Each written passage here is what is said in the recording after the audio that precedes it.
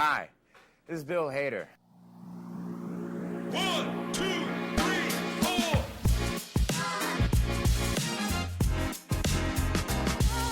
Bill Hader.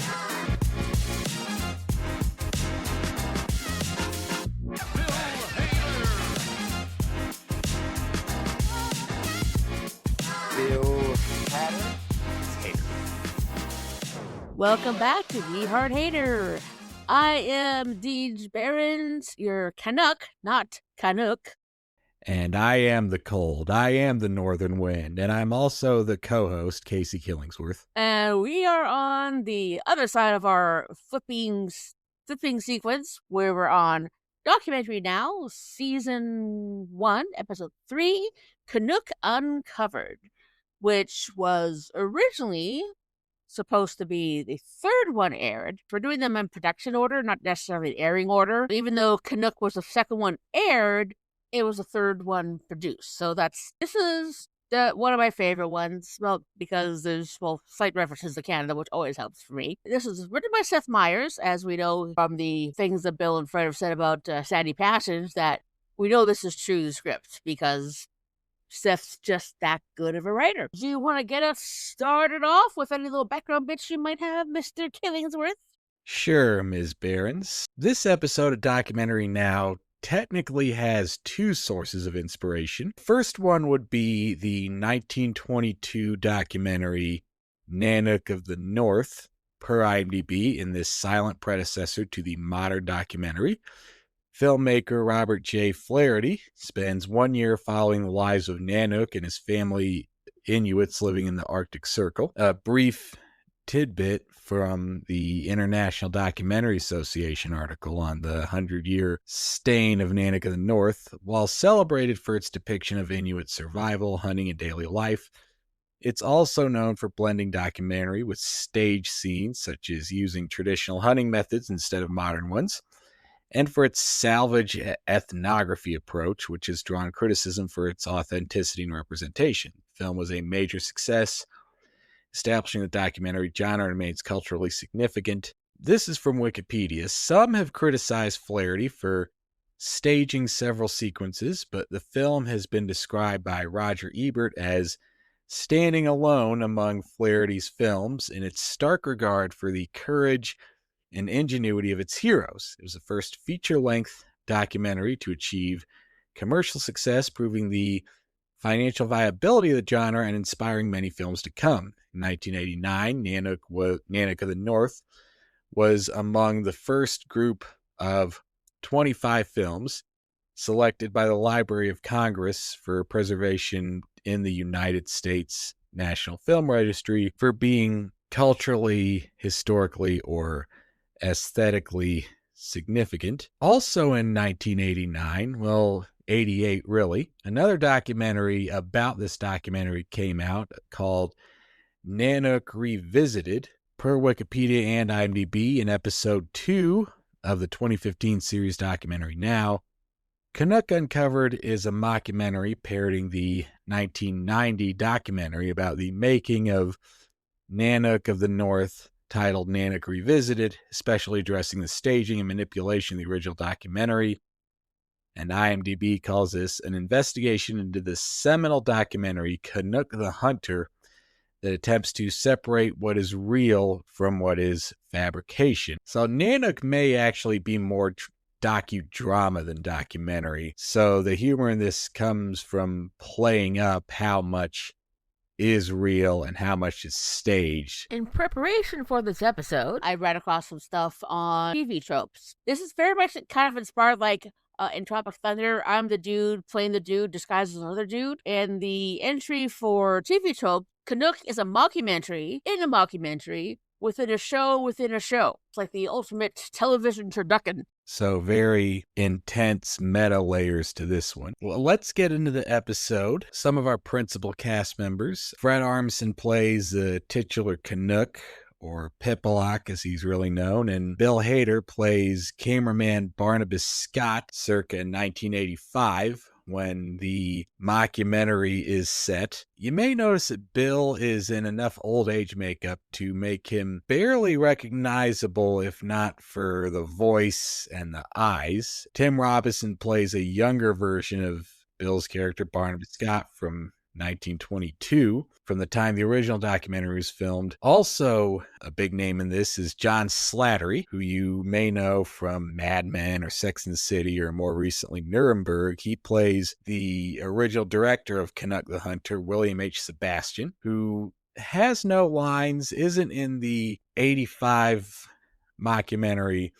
His character is just represented via mock old-timey photographs and footage from the 1922 documentary, which makes it even more of an amazing pull that you get this guy for such a bit part. That's part of the joy of having worked on Saturday Night Live, is they tend to hire other people that they've worked with. Like Tim Robinson was a writer and only in casts for one season, but he went on to do his own show, I Think You Should Leave. It's a great response, and awards and all that. But Bill used someone they work with on the show, and especially with John Slattery. He did appear in the first time John Hamm hosted, when they had the two assholes at a advertising agency. So they had him come in as a cameo. Season 3, there's one episode that features Bobby Moynihan pretty prominently too. So it's just nice that you find all these people that can work with and are willing to come in just for doing the brief stuff that he did, because a lot of this stuff was filmed in Iceland. Bill didn't go to Iceland. No thanks. I decided instead of going to Iceland, I would sit in the makeup chair for six hours. I watched the episode and I'm wondering, where was Bill? Because I did not recognize Bill there. You mentioned in your note, he sounded like Bob Simon. It's like, yeah, he does sound like Bob Simon. So good catch there, Casey. Yeah, I'd say it was like a mix of his Bob Simon with an impression we know about, not because it made it onto air at SNL, because Bill was on Seth Meyers' show in 2014 as a guest, doing this impression to tell the story of how he tried and failed to get it on the air. A little mix of that, and also there was a Yeti sketch he did with Bruno Mars, and then did again when he hosted in 2018. I think that may be where he is drawing this voice from. So we get the typical intro from Helen Mirren. For the past 50 years, Documentary Now has presented audiences with the world's most thought-provoking cinema. This season, to celebrate our golden anniversary, we take a look back at the films that helped shape, change, and innovate the world of documentary. We begin with a story of an Inuit, a director, and how you can't always believe what you see, in the 1985 film, Kunuk Uncovered. And then we get some opening narration from Bert Pence on how they're going back and revisiting Kunuk the Hunter to see what was staged. And then we see an interview with William H. Sebastian's widow, Meredith Sebastian, played by Linda Porter, who opens the documentary explaining how everyone in the 1920s had Eskimo fever, and that William Sebastian wanted to be the first person to allow America to see Eskimos in their natural habitat, as it would be more exciting than just seeing them at an exposition or a World's Fair type convention in New York City or London. So he thought he can make a fortune. Just the whole idea of the Eskimo fever, it does capture a lot of the inherent racism back that early. I mean, some that does exist today. But we know the correct term is Inuit. The same thing with the way Native Americans portrayed back then. The very idea of committing these funny little monsters to film brings a smile to my face. He's not treating them as people. Barnabas Scott, when we first see him, he says he had just finished shooting the 1919 film Passing Train, which was literally just footage of a train moving. Barnabas Scott, coming off the success of Passing Train, was contacted by William Sebastian, and Barnabas Scott says of him, "No one had ever shot a film in the conditions he was proposing, but I could tell he had a vision. He would use words like realism and truth. And at that time, those words meant a great deal to me. And 2 weeks later, we arrived in Canada. I just took the job. Scott then met Sebastian at a trading post in Canada to, as he put it, commit these funny little monsters to film, where Sebastian asked Scott to set up his camera and round up some local hunters to capture what he hoped would be good shots of Eskimos being puzzled by modern inventions such as where is the sound coming from out of the gramophone. The part where he's thinking that he's going to be able to physically impose himself on the Inuit there, not realizing that he's the city boy. And these are people who live in the very, very frozen north of Canada. Again, this goes to the whole white privilege, white supremacy kind of attitude, thinking that he could try to be imposing, but they end up beating the snot out of him. My favorite one was... They shoved snow in his mouth. They shove it in his butt. They cold cocked him where they put his member in a block of ice and then stomped on it. The way he delivered that line and that voice was the first big laugh line. Sebastian thought he could physically impose on them, but they were too wiry for him. His widow says he was almost intent on coming home with nothing to show for this expedition. Barnabas Scott admits to enabling him to drink against his better judgment. They notice all the men in the village were going off on a months-long hunt, and then they notice all the women were waving to them, and this one lone male member of the tribe named Pipilok was left behind, played by Fred Armisen, who, as they say, would go on to save the film due to being very slow of mind and thus very malleable to Sebastian. Yeah, one of the lines I really loved in this part was... He told me he wanted a drink, and I was against it, but I'll admit, I gave it to him. Because that's the kind of guy I was. I was a big enabler. And if you were trying to kick a habit, I gave you the thing you wanted. So then we start seeing interview footage with an English-speaking Inuit woman named Aglakti Kamenik, the young version in photographs and footage by I'm a Seekstad, and in modern mockumentary interview by Wilma Pelly. This woman was hired as Sebastian Scott's translator for Pipilok. She confirms this and says she immediately told them it would be a mistake to work with Pipilok because, as she said, the gods had cursed him in the head. Sebastian was immensely pleased with Pipilok's natural gift for providing him with comic moments for his film by misusing all the props he was given, but Pipilok was not as gifted at providing shots of, as Scott would say, Eskimos doing Eskimo things. And here's a direct quote from Barnabas Scott. But if you needed Eskimos doing Eskimo things, he was not your guy. I mean, there was a reason Pipilok wasn't on the hunt with the rest of the men in the village. He wasn't just bad at being an Eskimo. I mean, there was something fundamentally wrong with this guy. And we see this by old footage of Pipilok's inability to stay on a dog sled without falling off instantly, which makes Sebastian resort to hitting Pipilok and even holding both him and Barnabas Scott at gunpoint. Scott was ready to give up, but Sebastian resorted to nailing Pipilok's boot soles to the bottom of the sled and tying his gloves to the handles, causing him to scream incessantly in pain as he was dragged upright across the frozen tundra. And Bill's imitation of his screams and the Doppler effect of them here was funny, and that brings us to the end of Act 1. Well, when I first heard that, I thought he was saying that he had actually nailed through his feet. But then I realized, oh, wait, no, it's just through the soles of the shoes, so I felt a little bit better. But still, yeah, not exactly the best thing to do today. So as Act 2 begins, Sebastian is staging a spearfishing scene with Pipilok. As they describe it, Sebastian had several fat and mannishly ugly Inuit women he bragged about the real film to, even though everything was faked, and he'd been drunkenly shacking up with them, and Scott admits to doing this with 3 of them as well.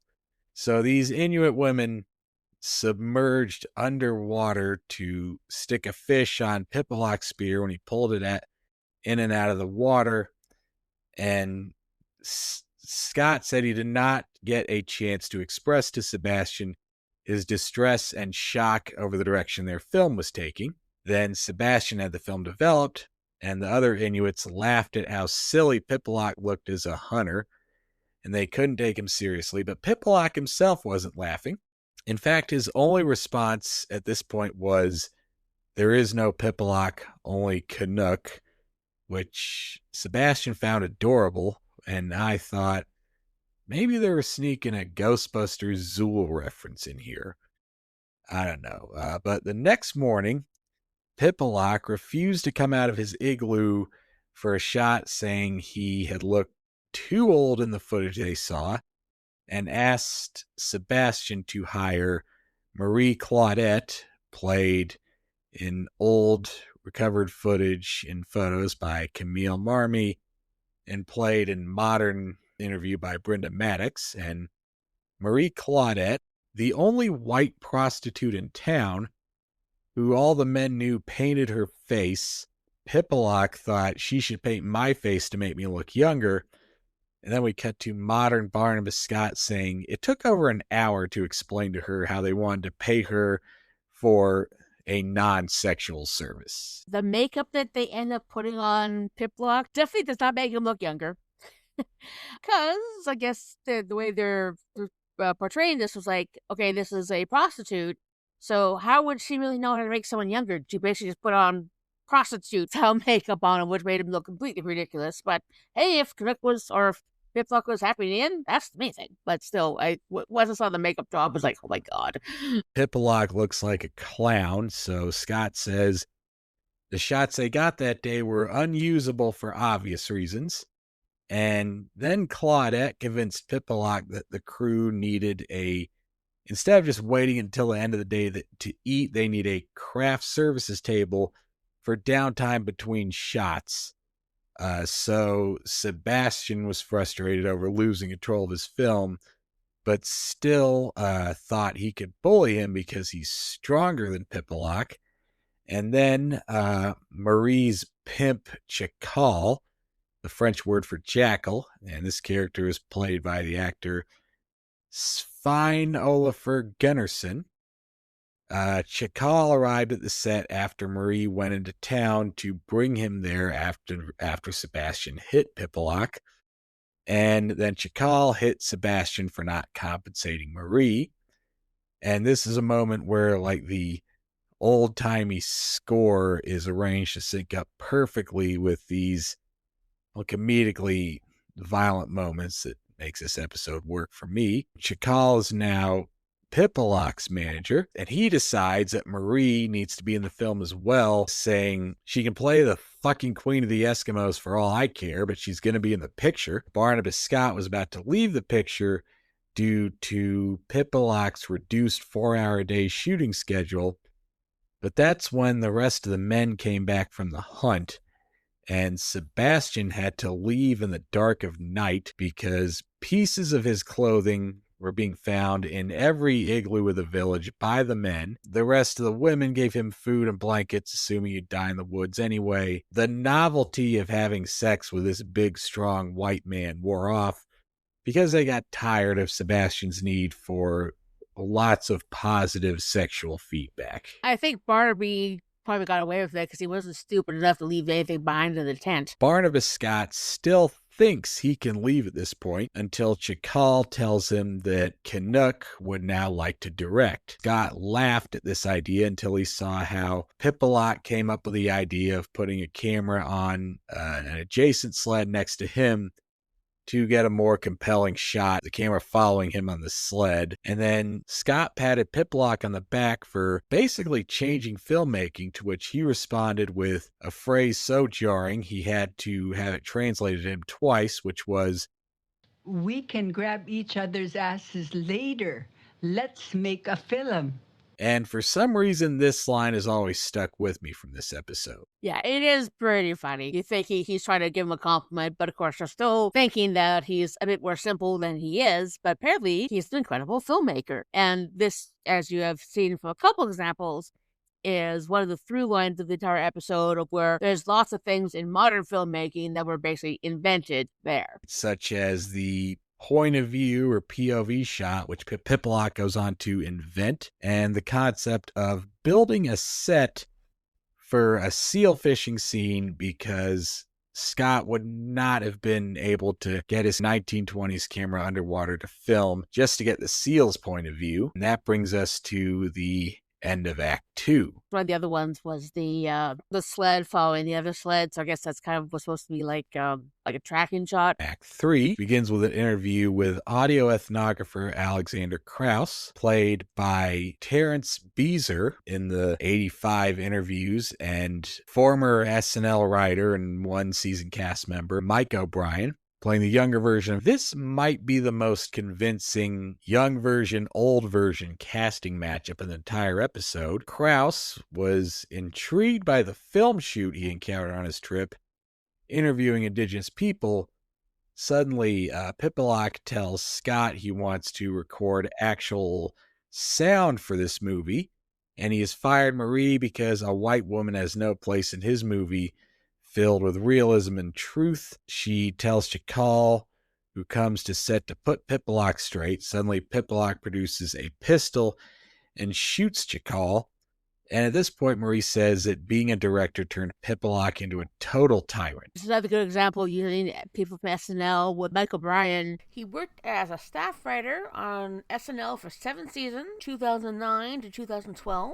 A featured player from the 2013 to 14 season. After that one season, he left the cast but continued to write from 24 to 2015. He was partly responsible for writing Puppet Class with Bill Hader.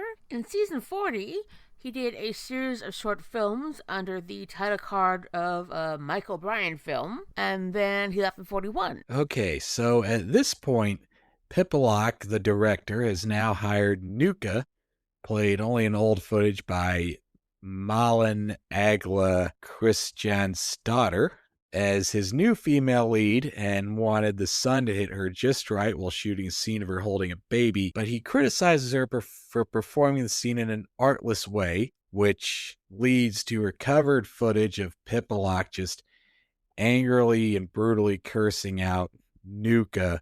Pipilok didn't like the way Nuka was doing it. He kept telling her that it was artless. He was very angry. This has to be a parody of a similar freak out that was captured on the set of 2004's I Heart Huckabees, in which director David O. Russell just screamed and cursed out Lily Tomlin. That was recovered footage that was released. Stuck with me, and because it reminded me of something else. So Pipilok has become unglued, working with his shirt off in spite of the bitter cold. And when asked about this, according to Scott, Pipilok responded with, I am the cold. I am the northern wind. I am Kunuk. And you have to remember, his name wasn't Kunuk. It was Pipilok. Pipilok goes on to insist on shooting during a blizzard and calls the rest of the crew cowards, and insists that this would solve the third act problems, which no one elaborates on. This was the worst storm in 50 years. It caused ships to become unmoored and lost at sea. Neither Kunuk or Pipilok nor the camera were found, but thankfully Barnabas Scott held on to the film. Thank God I had that film. I kept the film. How about that? Act 4, Scott also agreed to give the translator an associate producer credit because she asked for one. He didn't even know what it was. Krauss bids Scott farewell at the docks when they both meet a man Scott recognizes as Sebastian, who is now a filthy bum with long hair, a longer beard, and now covered in his own feces to keep the wolves away, as he puts it. Scott agreed to clean up Sebastian and get him a ticket home, and after being shown the resulting film from Pipilok's shoot, a spinning shot and just a walking shot of him smoking a cigarette, could be a reference to either Clockwork Orange or Reservoir Dogs, tracking shot of the sled, and crane camera 360-degree shot of Pipilok. Very modern filmmaking that Pipilok invented. Sebastian asked Scott to burn the footage because he hates it so much, it's too unsettling. But the one thing he liked was the name Kunuk, so he kept the name Kunuk the Hunter. Sebastian's cut of the film, Scott hated, but it turned out to be a staggering hit with American audiences. There's no accounting for taste, is there? Here was a film not a tenth as good as the one we could have showed them, and they ate it up. Audiences, they're useless. But Sebastian didn't get the chance to enjoy his success for long, as, according to his widow, he died 2 weeks after the premiere with what the physicians said was all the gonorrhea. Yeah, that one was definitely worth a giggle. All the gonorrhea, because it's a very, very kind of modern kind of saying, but definitely fit. Very surprising that they find him at the end. Scott did have his kind of not so great moments as a person. He at least was still someone who cared about the film. He knew that everything that Sebastian was doing wrong. So I do like how they portrayed his character as really wanting to getting behind what Kunuk was doing. But with Sebastian getting final cut, the difference between the theatrical cut and the Snyder cut of Justice League.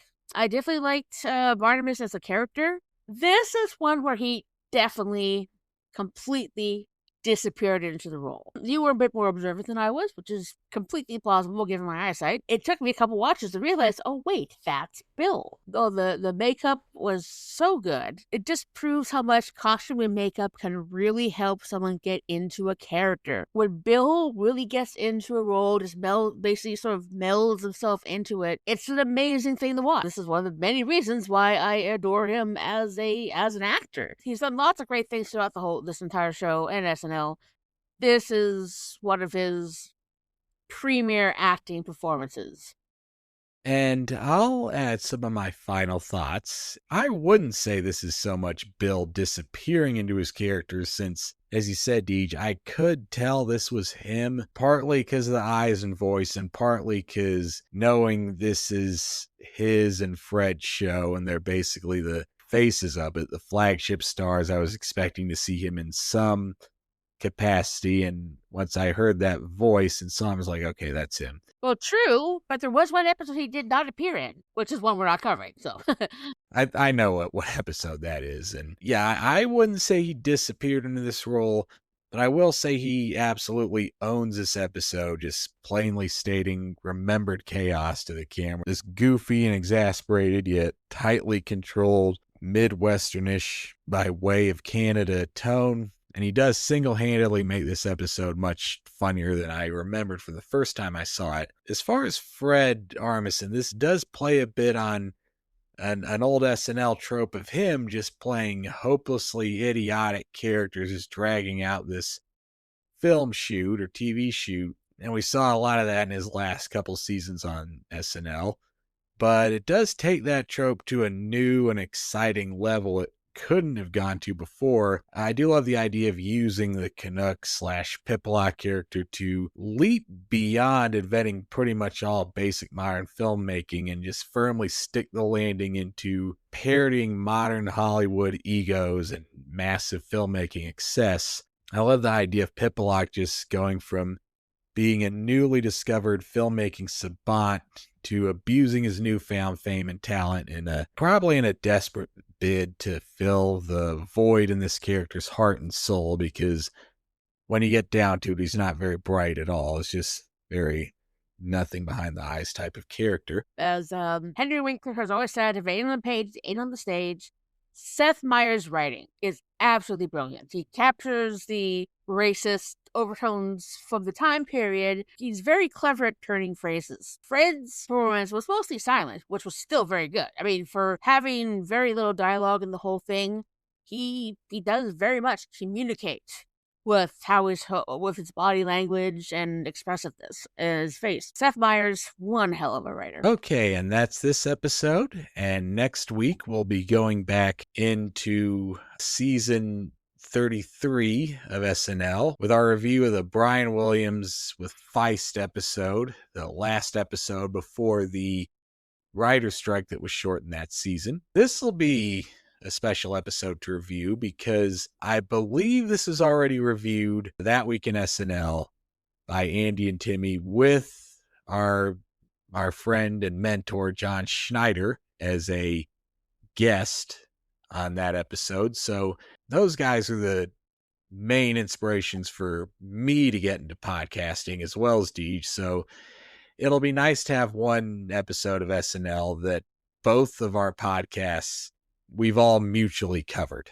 I also want to express special thanks to John Snyder, who gave us a bit of a mention / shout out on their latest episode of SNL 20 Years Later, which is exclusive for their Patreon members. So I encourage you to join the Patreon and get in all this great content that you're missing. Where they're reviewing, he and Sammy K are reviewing all the episodes currently from season 31. And this latest episode was the Matt Dillon Arctic Monkeys episode. Casey and I discussed this episode back in episode 7 of We Hard Hater. For only $5 US and averaging about $9 to $9.50 Canadian, depending on the exchange rate. It's a small price to pay for wonderful entertainment. Thank you for joining us for another we hope you find a wonderful episode of We Hard Hater. I am Deej Barons and will continue to be. And I will still be Casey Killingsworth until I am informed otherwise. The entire concept, the entire purpose of what we bring to you is the fact that we heart Hater. We heart Hater. It's what we do. Thank you for listening to We Heart Hater. If you enjoyed this episode and you'd like to help support the podcast, please subscribe and leave a rating and review on Spotify, Apple Podcasts, Amazon Music, or wherever you get your podcasts. We Heart Hater is a presentation of Wacky Notion Productions. Created by Deej Barons. Hosted by Deej Barons and Casey Killingsworth. Recording and editing by Deej Barons. Intro and outro music by Music Unlimited, used under Creative Commons license, courtesy of pixabay.com.